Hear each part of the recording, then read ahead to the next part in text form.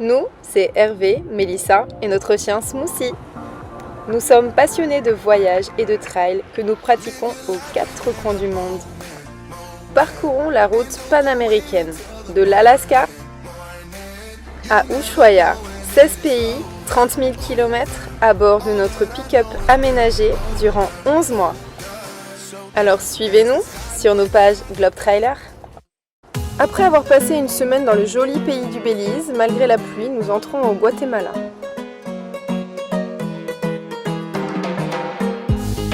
L'entrée dans le pays débute bien puisque le passage de frontière est assez facile.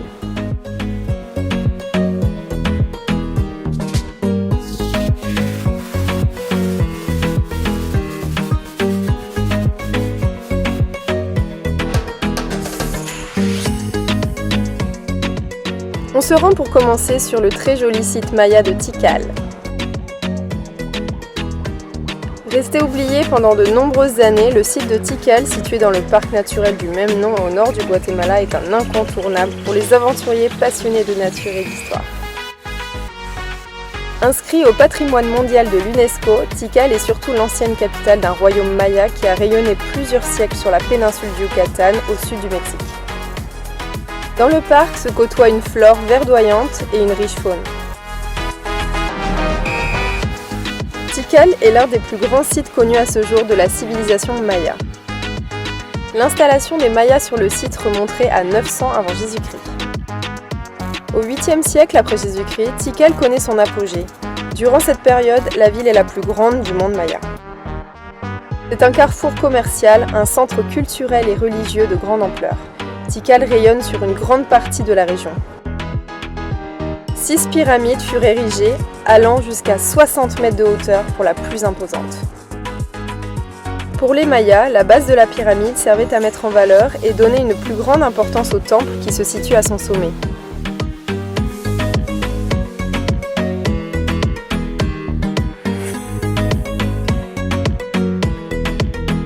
Suite à un afflux de réfugiés causé par des guerres entre cités, il se crée un manque de nourriture pour la population. Tikal connaît alors un déclin démographique rapide entre 830 et 950. Après cette date, la ville est désertée. Abandonné, le site de Tikal est progressivement enseveli par la forêt pendant presque 1000 ans. La civilisation maya connaît le même sort. Il faut attendre 1848 pour qu'une première expédition atteigne la cité maya. Il faut toutefois attendre 1950 pour le lancement des premiers travaux de restauration.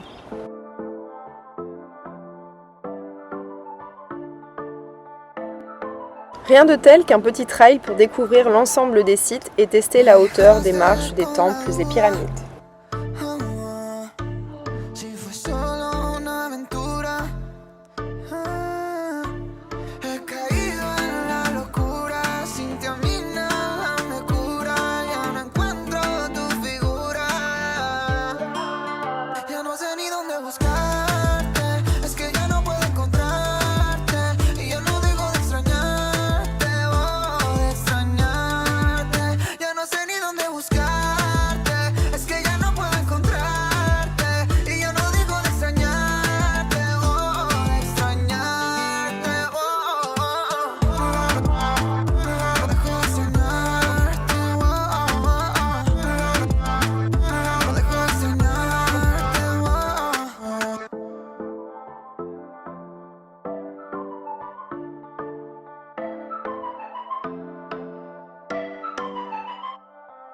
Nadando en mar abierto ya no encuentro sentimientos que me digan lo que siento. Porque me duele por dentro cuando pienso en tu recuerdo y ahora estoy enloqueciendo. He caído en la locura, sin ti a mí nada me cura. Ya no encuentro tu figura. Après cette magnifique visite culturelle, on se rend sur l'île de Flores.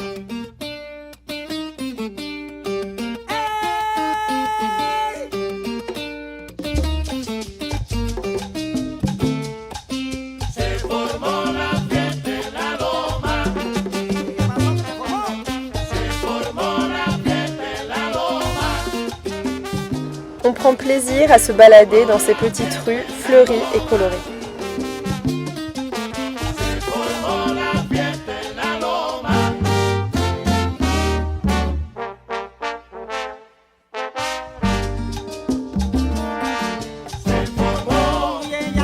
formó, me encanta como yo, este sabroso changüí, que no lo paren que no, dile a los bailadores que su cantante llegó, esta noche de la loma, seguro no bajo yo. On prend ensuite la route pour découvrir le pays de l'intérieur.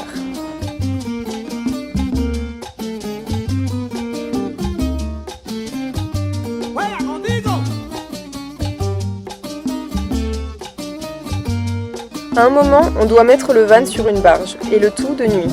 Tout un périple et au moins 1h30 d'attente pour faire à peine 5 minutes de traversée.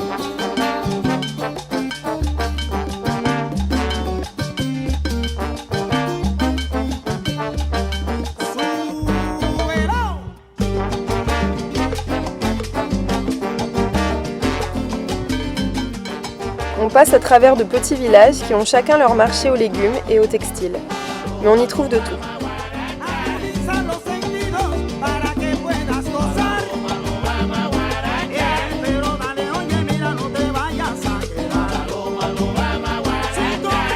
La végétation est très verte. Dans ces paysages très vallonnés, on rencontre des plantations de café.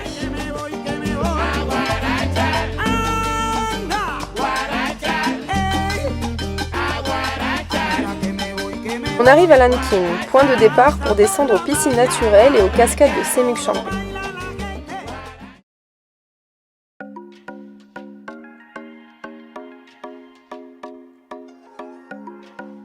Très connu des touristes, on a la chance qu'il soit quasi désert à son ouverture.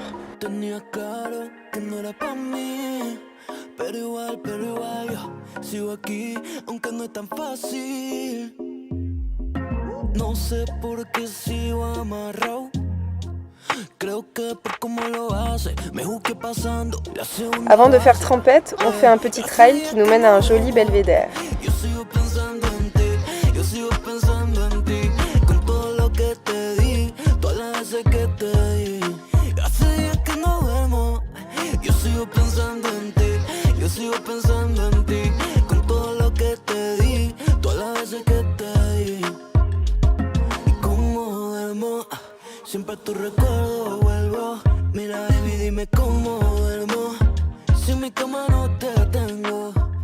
Puis, comme on l'avait espéré, on profite des superbes piscines et de l'eau à bonne température pour se rafraîchir un peu.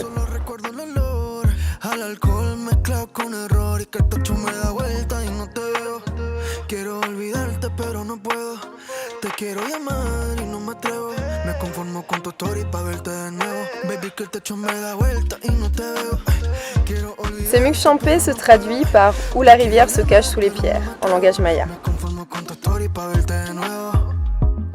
Le site se compose d'un pont naturel de calcaire de 300 mètres sous lequel passe la rivière Caabon.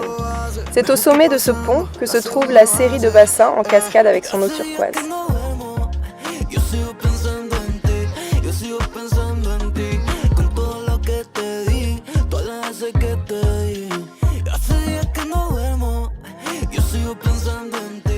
Après ce bon petit moment de détente, il est temps de se remettre en route pour traverser le pays vers le nord-ouest.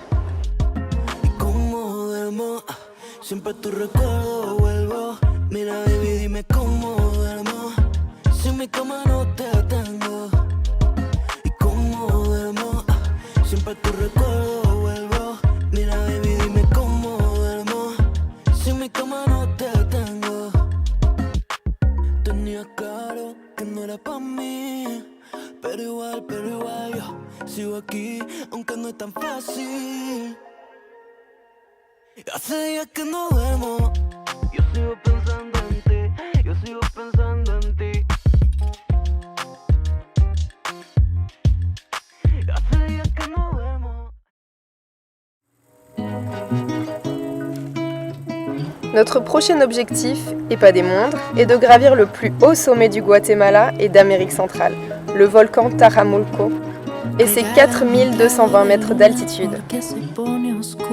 Après avoir dormi fraîchement à son pied, on attaque son ascension de bonne heure et dans la brume.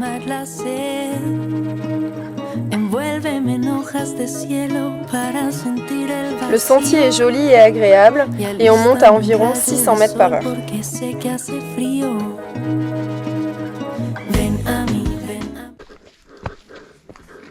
Et voilà, 4000 mètres.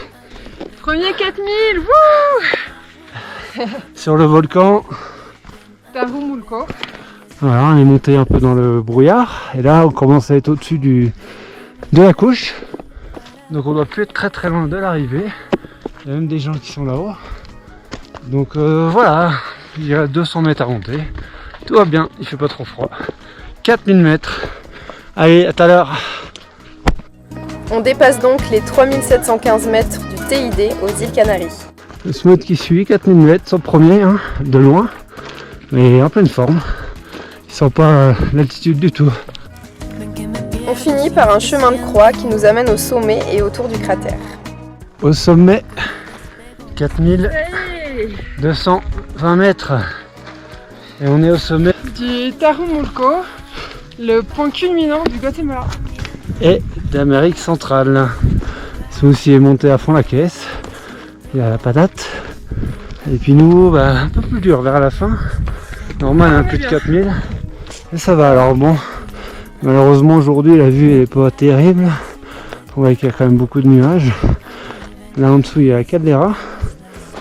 Bon, on va passer tout à l'heure ici là, faire le tour. Donc voilà, le sommet on l'a fait en 2h02, donc ça allait assez vite. Et on a monté quasiment 1200 mètres des plus. Étonnamment, il ne fait pas du tout froid et il n'y a que très peu de vent. Quelques trouées de ciel bleu nous permettent d'avoir de belles vues aux alentours.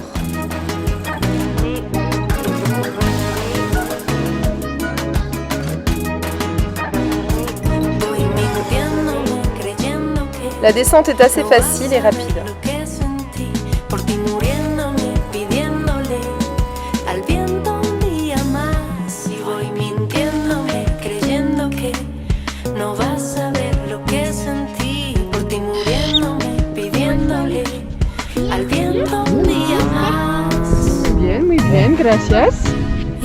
On rencontre quelques enfants pendant que Smoothie s'amuse avec de nouveaux copains.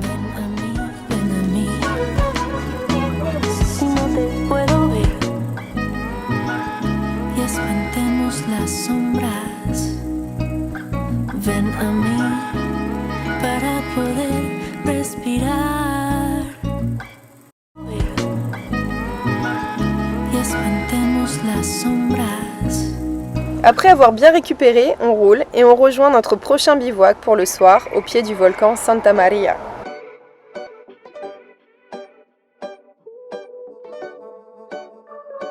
Le lendemain, on remet ça pour une nouvelle ascension. Au programme, un sommet un peu moins haut, mais plus de dénivelé. Le début est magnifique puisqu'on passe dans les cultures auprès des locaux qui sont déjà au travail.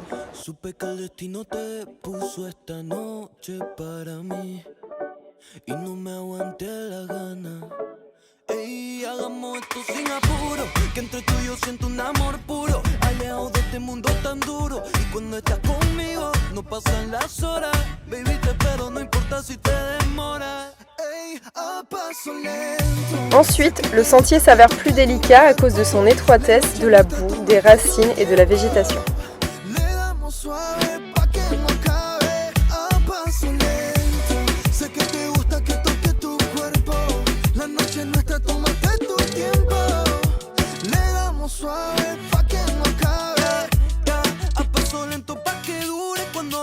On perce enfin au-dessus de la couche de nuages et on découvre une superbe vue à 360 degrés.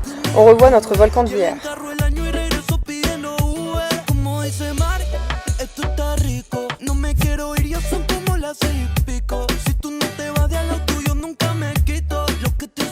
On rencontre Marietta et Eramis, un jeune couple de randonneurs venus de Pologne et d'Italie, ainsi que leur guide Ronnie.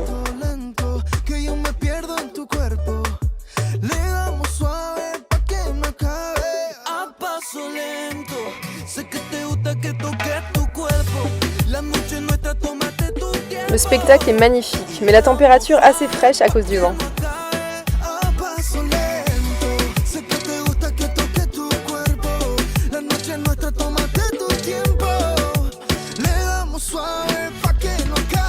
T'es contente de tes chaussures?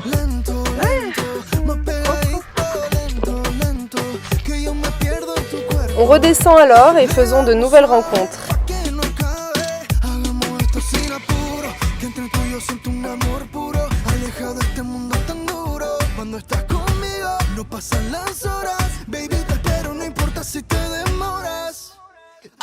paso lento. Sé que te gusta que toque tu cuerpo. La noche es nuestra, tómate tu tiempo. Y le damos suave pa' que no acabe. A paso lento. Sé que te gusta que toque tu cuerpo. Après une petite bière avec nos amis, on en termine là pour cette première vidéo du Guatemala. Pour voir la suite, avec d'autres volcans notamment, suivez-nous sur nos réseaux. Dímelo, Mike.